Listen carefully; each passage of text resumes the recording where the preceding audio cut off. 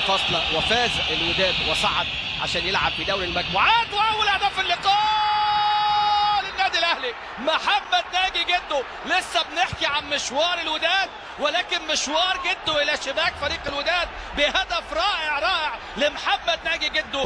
كان له بصمه مع المنتخب المصري في افريقيا 2010 باهدافه الخمسه. قدم من الاتحاد السكندري عشان يشعل الملعب ويسجل الاهلي في الدقيقه 36 اول اهداف اللقاء من خطا تكرر كثيرا من دفاع الوداد، ودفاع الوداد لم يفطن للخطا. وادي امامنا كرات الاهلي اللي في العمق. شوف امامنا لمسه ابو تريكه وتحرك من محمد ناجي جده لكسر منطقه التسلل ويلاحقه يوسف رابح، لكن الرابح هو ناجي جده. محمد ناجي جده يسجل اول اهداف اللقاء للنادي.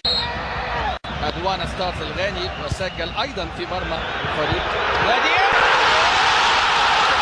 هدف التعادل هنا في هذه اللقطه، هدف التعادل لفريق نادي عن طريق اللاعب عبد الرحيم بن كجان. عبد الرحيم بن كجان هدف التعادل في بدايه الشوط الثاني. ادي امامنا كره الثابته، كره ملعوبه واستغلال للكرات الثابته، ويسجل عبد الرحيم بن كجان هدف التعادل لفريق نادي الوداد في هذه اللحظات. 1-1. هذه دي كاستان.